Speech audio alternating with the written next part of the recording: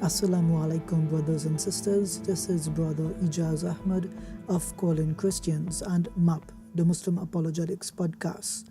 Back in March of 2018, just a few months ago, I had a dialogue with Jay Smith. And at the 1st of August, he released a new video basically summarizing his previous videos on his new YouTube channel. What I've noticed in his new video is that he's begun to walk back claims or correct himself based on the dialogue I had with him. But he continues to make really big mistakes, and today I'll just highlight a few of them based on his latest video. More than that, he had a secretary named Zaid ibn Thabit. Why didn't he write it down? Isn't that what secretaries are supposed to do? These are all the questions we brought up, and of course we asked them in the second episode. Well, Jay, allow me to answer this question for you. I'm reading from the book published by Darussalam. It's titled The Biography of Imam Zaid ibn Thabit, and it is written by Salahuddin Ali Abdul Mawjud. On page 66, it is written, Walid ibn Abu Walid reported that Sulaiman ibn Kharija ibn Zaid narrated from his father on the authority of his grandfather, who said, whenever the revelation came to Allah's messenger, blessings and peace of Allah be upon him, he would send for me and I would write it down. So in this narration, this is Zaid speaking, and he specifically says that he would write it down. It's reported in the same book on page 79. Al-Hakim reported in his book Al-Mustadrak on the authority of Zaid ibn Thabit, who said, we were with the messenger of Allah, blessings and peace of Allah be upon him, compiling the Qur'an in pieces of cloth.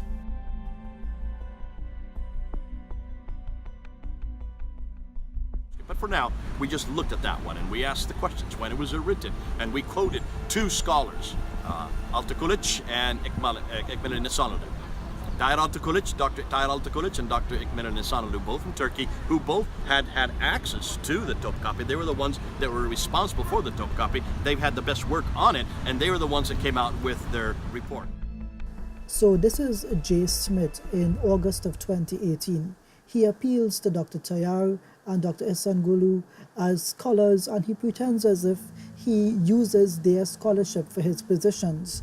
But when I questioned him in March about their conclusions, he completely disregarded their research. He is not a scholar in the field. He does not do textual criticism. His PhD is on a biography of a Christian missionary in India. Let's just get that clear. So in August of 2018, he says, yes, I love these guys, they're great scholars. I use their research for my statements. But when I specifically questioned him on what their conclusions were, he rejected their scholarship. So which is it, Jay? So Dr. Atakulac is saying it's the same. He points out orthographical differences, and based on your own scholarship, you disagree with his authority. Is that correct? Listen, I'm going to disagree with him, obviously, because you're not going to hear what I'm saying. And listen to what I quote. When you look at the Topkapi is a mid-8th century man.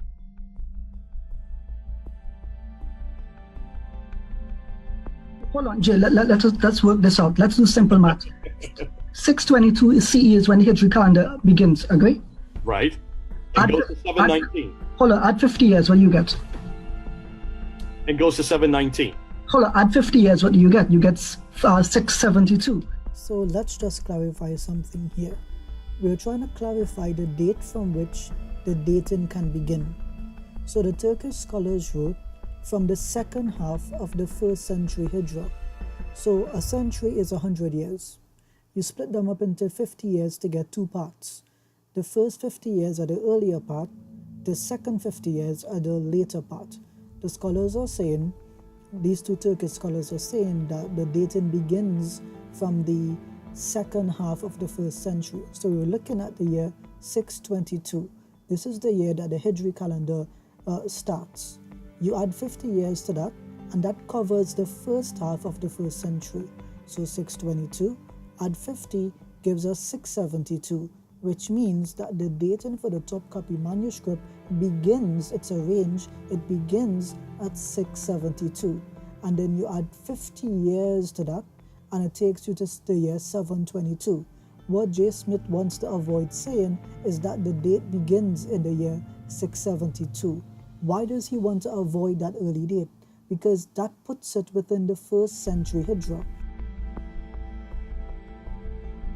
You'll notice he also made another mistake, and that is, in the earlier version, he says it's mid-8th century.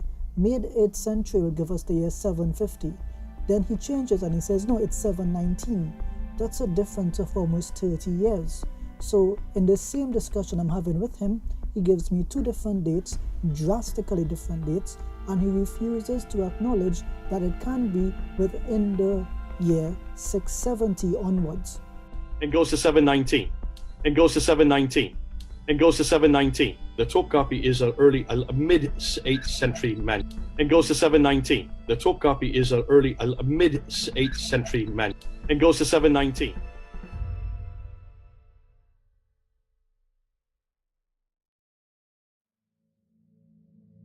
Al-Takulich and Ihsanuddin both said that this was written in the second half of the 1st century up until the first half of the 2nd century, so about 670 up to 770.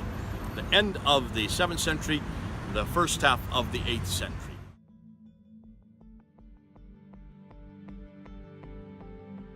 And goes to 719. The Topkapi is a mid-8th century man. This was written in the second half of the 1st century up until the first half of the 2nd century, so about 670 up to 770.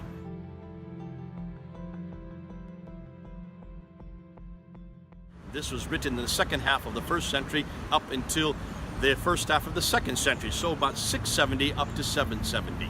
So basically, we're talking about the early 8th century up until the mid-8th century. This was written in the second half of the 1st century up until the first half of the 2nd century, so about 670 up to 770. So basically, we're talking about the early 8th century up until the mid-8th century.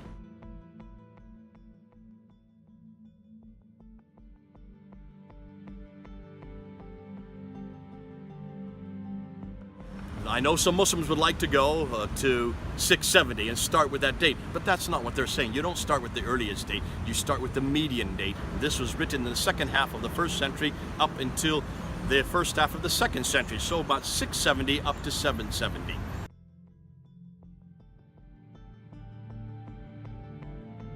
We now begin our detailed analysis, and to do so we must first begin with some questions towards Mr. Smith. The first question is, where did Dr. Atakulach or Dr. Ihsanuddin mention a median date? I have looked at their manuscript, I have looked at the document itself, published in 2007, and I am unable at this point in time to find any mention of or concept of a median date. So when you mention that this is not what the scholars say, then what do they say, and how do you make the claim that this median date comes with authority from them? We move to the second question. Where did anyone claim 670 was anything other than the start of the date range? I have always maintained and asked him why he always rejects or excludes the 7th century as part of the date range. And I have maintained that 50 years after the beginning of the Hijra, which is the year 622, so we end up with the years between 670 to 672 as the start of the date range for which the Topkapi manuscript can be dated. And so I am asking Mr. Smith, where was any other claim than this made? Thirdly, I ask him, how did you get the date range of 720 to 750? This date range is not mentioned by any of the scholars, specifically not mentioned by Dr. Atakulach or Dr. Ihsanuddin. I have looked at their manuscript, by this I mean the document that they produced in 2007, and I am unable to find this date range. To examine Mr. Smith's date range, we are going to actually look at a comparison of the dates given by those scholars. And when we look at those dates, we come up with a very significant problem for Mr. Smith. The date range he has given is not evidenced by what the scholars themselves have said. It almost seems as if it's an arbitrary date to push the dating further away from the 1st century Hijra. That means he is not giving us this date with pure objective intentions. It seems arbitrary, subjective, and biased. In order to do a detailed analysis, I've had to create a timeline, a chart with relevant dates being spoken of. That is to help us better visualize the data so that we can have a comprehensive understanding. Just to clarify here, the dates 620 and 622 are normally attributed to being the dates that the Hijri calendar begins at. For my purposes, I've previously published documents using the date 622, so I'm going to stick with that date. There are also a number of clarifications that need to be made. The dates I've given for Joseph J. Smith's claims, the date range that he has given, I started at the year 720 because in March he gave me the dates 719 and 720. And I've ended with his date range with the year 750 because in August he has claimed mid-8th century. So if he means any other date by the term mid-8th century, then that clarification is for him to make. But I've taken it as it is commonly understood. With those things said, let's look at this timeline. You'll notice that the timeline begins at the Roman year 600 and ends at the Roman year 800.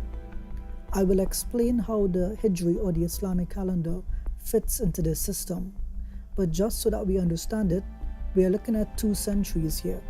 The year 600 to the year 700 is known as the 7th century, and the year 700 to the year 800 is known as the 8th century. I'm simplifying here, but you have to work with this given the graph in front of us. To continue, this would mean any date between the year 600 and 700 would fall into the 7th century. And so the Islamic calendar actually begins at the year 622. At the year 622, you have 100 years that takes us to the year 722. So 622, we begin with the Hijri calendar, and the first century of the Hijri calendar ends at the year 722. That's important. This means that the first century of the Hijri calendar spans some of the 7th century and some of the 8th century of the Roman calendar. This may confuse some people, but if you look closely at the chart for a period of time, it will eventually make sense to you. Again, to repeat, the Islamic first century, the first 100 years of the Islamic calendar, span from the year 622 in the 7th century to the year 722 in the 8th century. In addition to this, the year 722-723 to the year 822-823 takes us to the 2nd century of the Hijri calendar. This is also again very important because some of the information we will reference takes place in this 8th century of the Roman calendar.